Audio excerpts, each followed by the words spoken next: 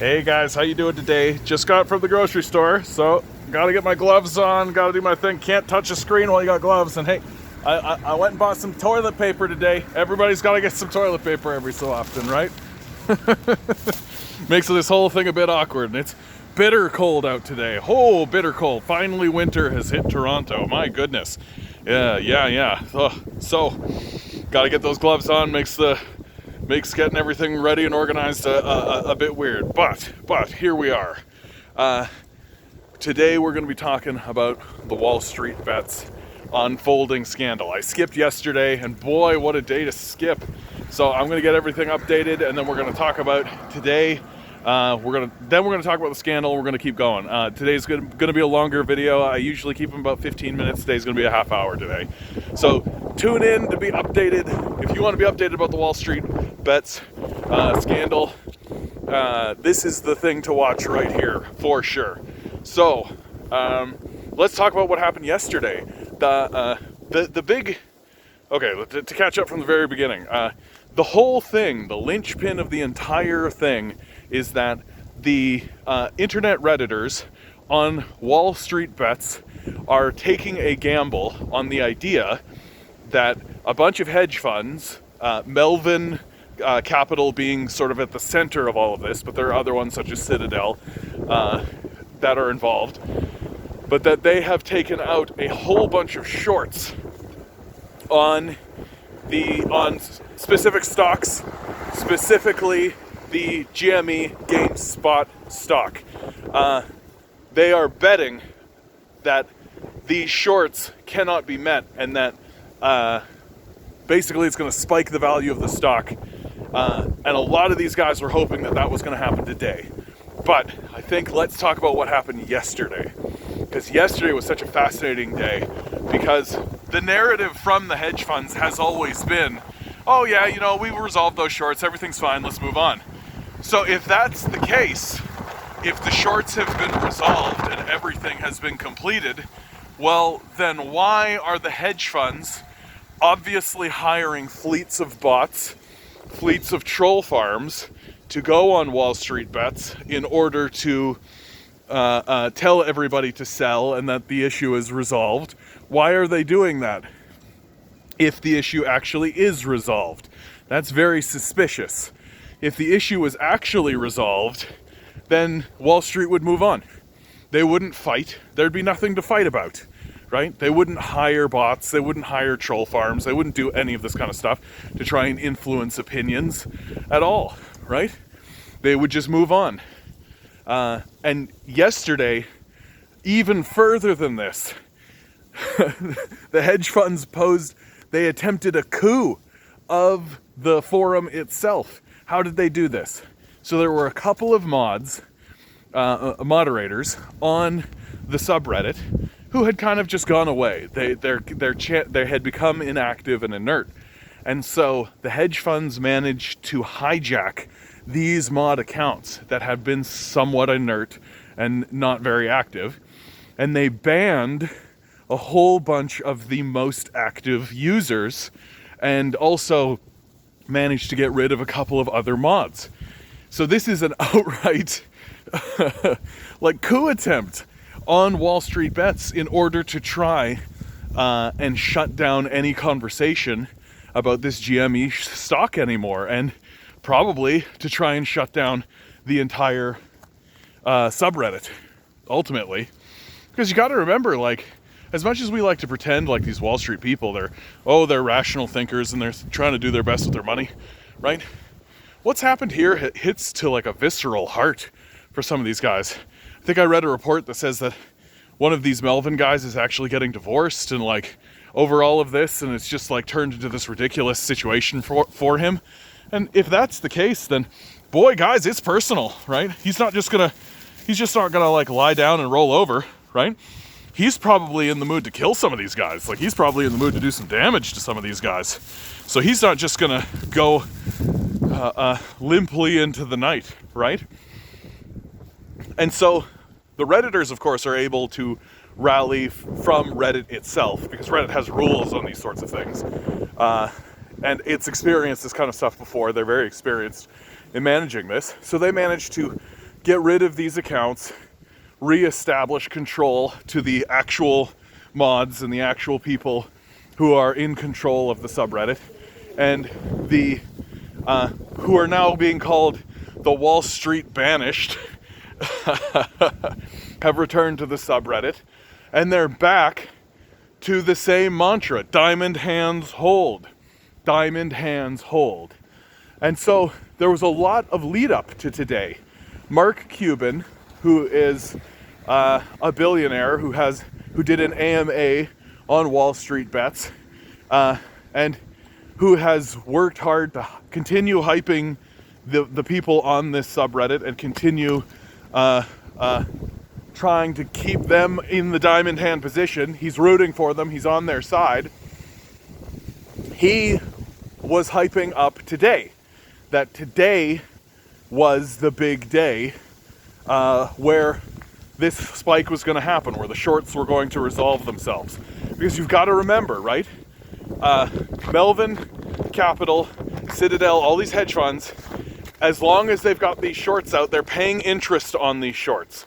So that means they're bleeding, right? They're bleeding. And the only way for them to stop the bleeding is to buy the stocks. And if they don't buy the stocks, they bleed to death, right? That's the last thing they want. They can't bleed to death. They don't want to go bankrupt.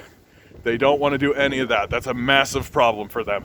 For a lot of these guys, this is their family business. This is literally like there's a lineage here. They don't want to go under. Like when back in 2008, when the Lehman Brothers were the ones that were thrown to the wolves as a sacrificial lamb. Like, it's heartbreaking for the Lehman Brothers, right? That's like their father's business. That's like their family business. So there's a lot of meaningful stuff for these guys built in to just their livelihood and who they are. So they don't want to go bankrupt. They don't want to bleed out. Now, here's the thing. I always thought the narrative that today was the day was a bit odd, because if indeed this short sell position is in play, which I think it is, else why would they be fighting, right? Why would they be fighting so hard? So, I'm not going to resolve it until the very last moment. I'm not going to resolve it until I absolutely have to.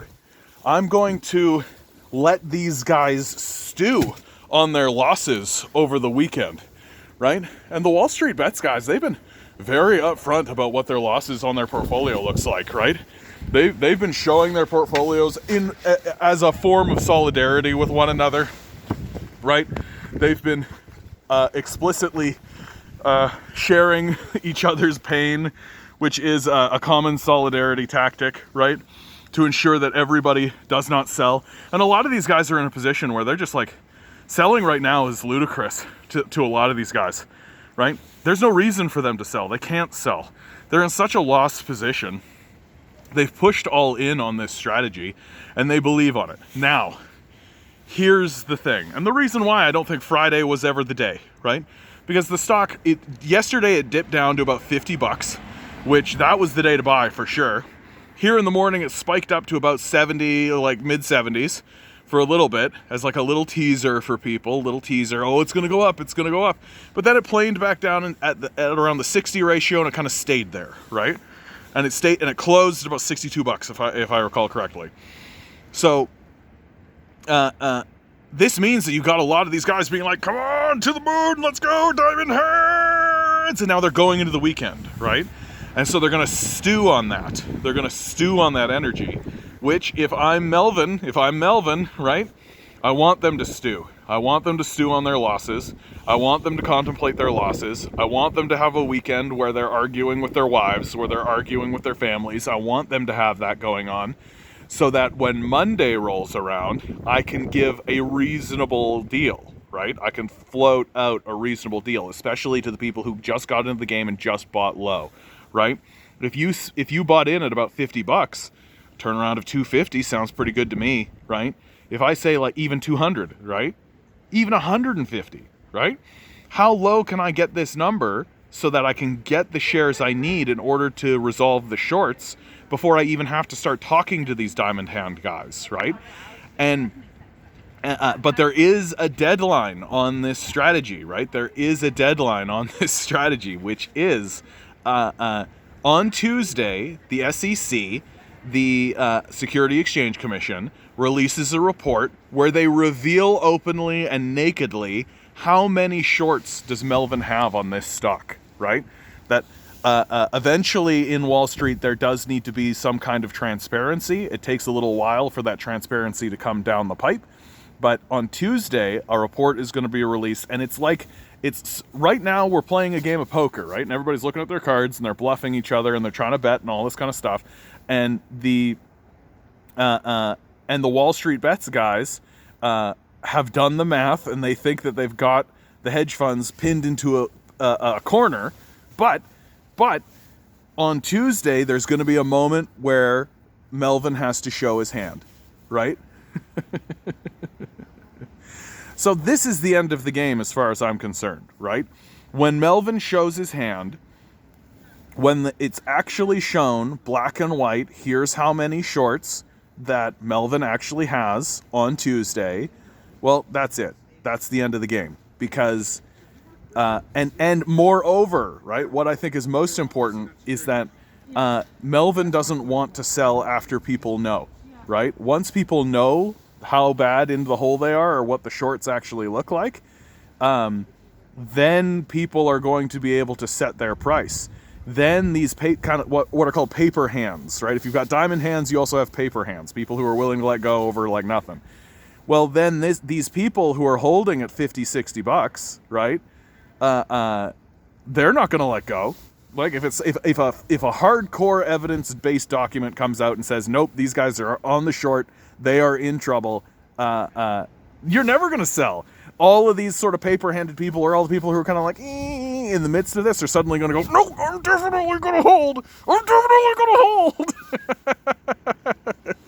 So Melvin doesn't want that. So I think Melvin is happy to have people stew over the weekend, to not resolve these shorts over the weekend, because the market's closed anyway, right, as far as they're concerned.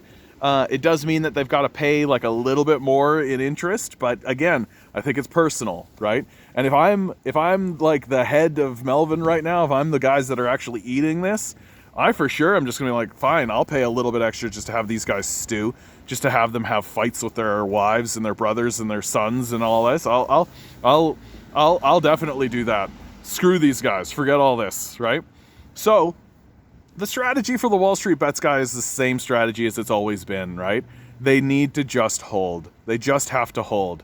And there's a reason why, like the big heavy hitters, like the people who are truly involved in the kind of planning part of this sort of thing, haven't really been that present in the forum, honestly. They haven't really shown up, because I bet you these guys have just shut everything down.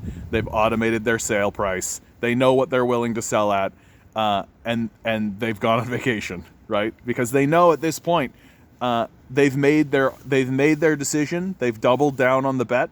They know that the only thing that can make them waver from it is hard evidence that the situation isn't as they have already perceived it to be, and that's not going to come out until Tuesday. So for them, they close everything down, just go live your life. Try to forget about it. Try to forget about this massive gamble where you've got millions of dollars at stake, and just go and live your life. But at the end of the day, it's diamond hands hold, right? And that's what's going to make this work. And so I think that Mark Cuban said that there's going to be a lot of action on Friday. There clearly wasn't a lot of action on Friday. I think the action happens on Monday, right? Or even Tuesday morning, right? Because as soon as that report comes out, people like me, right? People like me, right? Who are just sort of like, should I buy? How much should I buy? All that kind of stuff. If the price of GME is $60, when a report comes out that says that these guys must buy those shares because they've been shorting that much, I'll put my life savings into it. Everybody should. Everybody should. Because, I'll say it over and over again, right? What's the value of something if a person must buy it? If a person must buy it and you're the seller, what are you going to sell that price? What are you going to sell it at? They have to buy it. Yeah, as much money as you can possibly put on the table, right? Like as much money as they are willing to spend right under bankruptcy, right? These guys want to cut down to the bone and into the marrow without having to amputate the limb. Like they want to take everything they possibly can without bankrupting these places. So this is the position that these Wall Street bets guys find themselves on. It's an incredible story. It's the story of our generation. Now we're going to move into the, oh, hey, I'm a communist, right? Oh, hey, I'm a communist. I think this whole thing is a total farce from start to finish. Because let's say it does go the Wall Street bets way, right? You're not going to have a transfer of wealth to the little guy, right? Like the guys that are betting on Wall Street, but you can go see. You can go take a look. These guys already have millions of dollars to invest. They already are big hedge fund guys. They're already embroiled in this. They're already tightly linked to all of this. There are some interesting things that are happening, like Robinhood as well as Keith Gill are going to be brought up in front of the SEC to testify. I think that there are people who are trying to spin this as like Keith Gill, he's getting in trouble. I don't think Keith Gill's the guy that's getting in trouble. I think that he is going there to testify against, or to at least put a testify, because I think the heat is actually on Robinhood. Because Robinhood did not inform their users, their investors, that they didn't have the capital to cover their bets.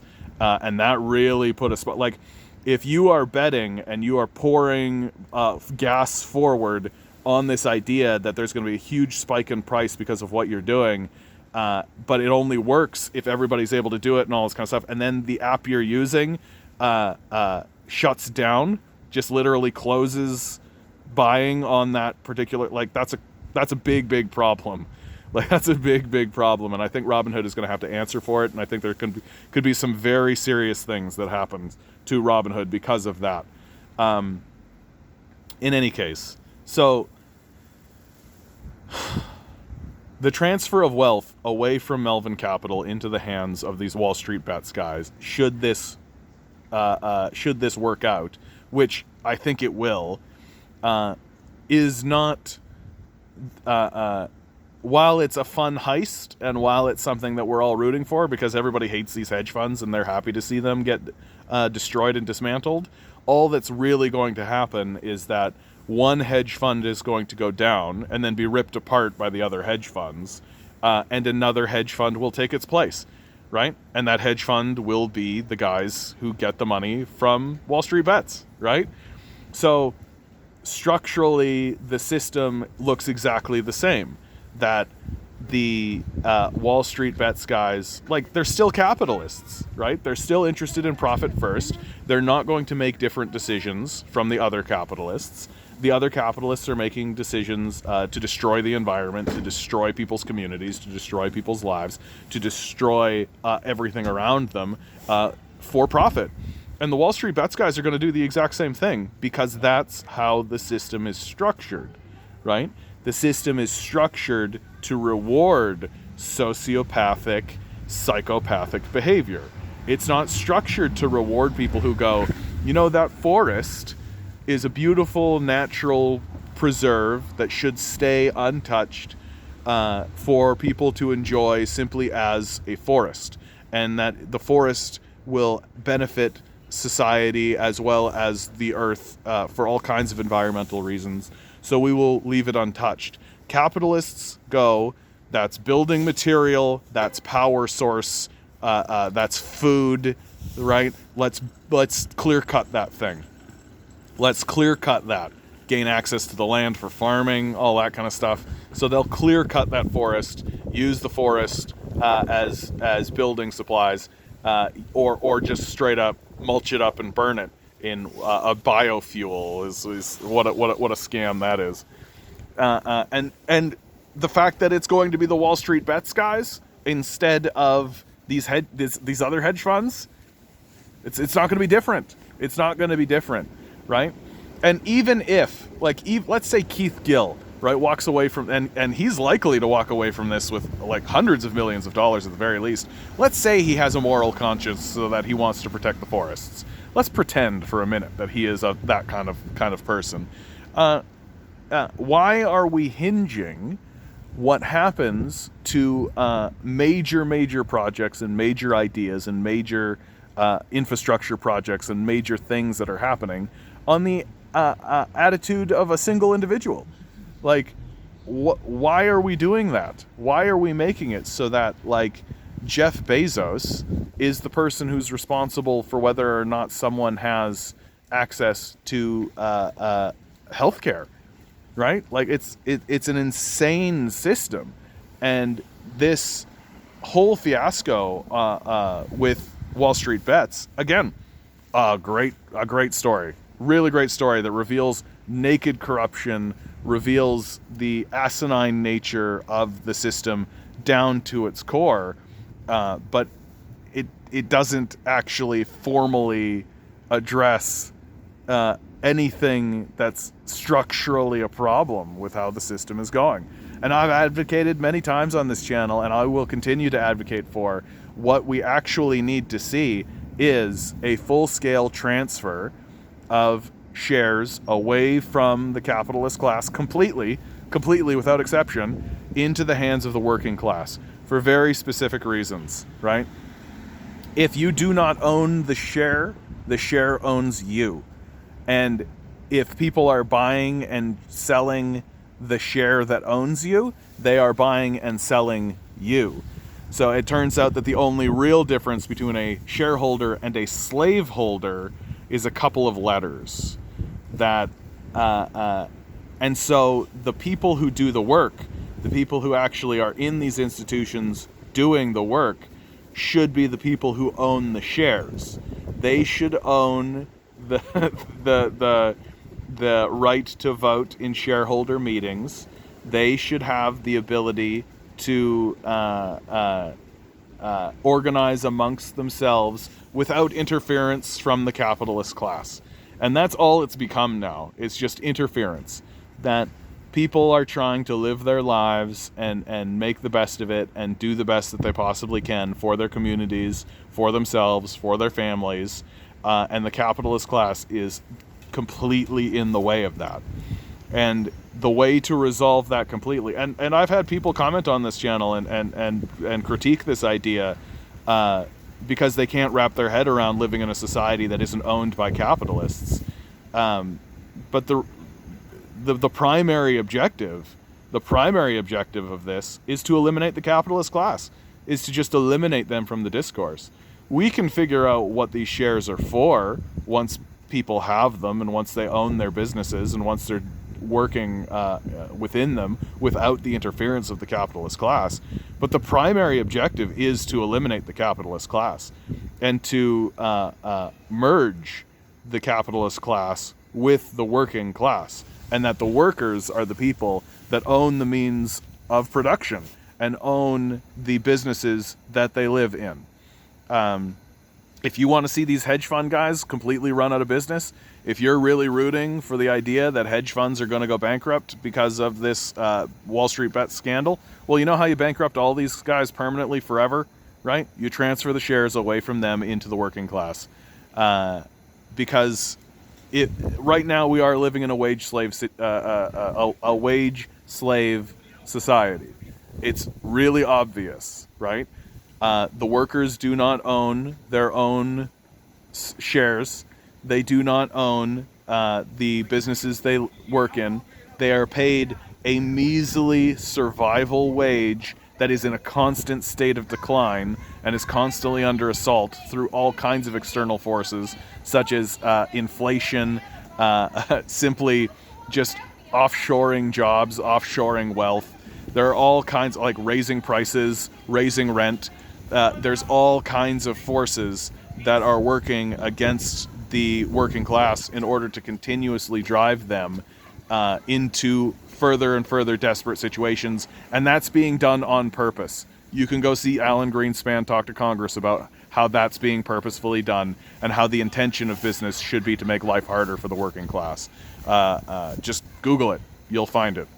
So that's being done on purpose as a strategy, and it needs to end, and it needs to end permanently. And the way to end it completely, permanently, and forever is to transfer the shares into the working class. And I don't mean buy the shares. Like, let me be clear. I don't mean buy the shares. I mean transfer the shares away. Bye-bye. You don't own them anymore. They're gone. And if you ask me, raise tax on the wealthy. Like I say, anything over $1 million goes away. Like I don't understand this sycophantic need to collect infinite sums of wealth when we have like legitimate problems that need looking into. We have like legitimate concerns that need looking into, that can be resolved and that we should begin resolving. But we've subserviated ourselves to a class of billionaires who do not care about us, right? And they don't care about us structurally, right? If they cared about us, they wouldn't be billionaires, right? If they cared about the people that they enslaved, impoverished, and stole from, they wouldn't be billionaires. It's very simple. All right, guys, it's getting frickin' cold, and I'm close enough to the end, so I'm going to go. Please, like, here's the like button. Doink, doink, doink, doink. Hit that like button. Please, please, please. Share this around. Please, oh my goodness, please share it around. Oh, please, I want more people to see this. This is a fast-growing channel. I'm growing like crazy, and I'm hoping to hit that 1,000 subscriber mark. Oh, hey, if you've reached this point, guys, and you are not subscribe, man. Like, just subscribe. It takes a second. Just hit that subscription button. You're going to get more videos like this. I'm going to update Wall Street bets all the time. I'm going to continue updating on this story, even if it slows down, probably once a week. I always update on the basic income. I always update on World War III, right? You can watch my previous videos on that. I'm always updating on Canadian news. I try to stay apprised of American news as well. And it's all coming from a communist perspective. I know you don't have a communist in your feed. I'm the communist in your feed. Please subscribe. And hey, guys, if you've got it in your heart and you've got it in your soul, to take a second, just create a Patreon account and just dump a little bit of money, $1. $1 is really all I'm asking for. Try to make this my full-time job. I would love to be constantly reporting on all this kind of stuff, but I only have time for about a video of this length. Sometimes I'm able to put out 2. I'd love to make this my full-time job. I'd love to be the communist in your feed, really working hard to try to keep these capitalists accountable, because it seems like not many people are trying to do that. Okay, I think this is going to be the end of me. I gotta go have a smoke, go have a drink, do all the things that make you happy. Don't let these motherfuckers gaslight you. Good luck. You're going to need it.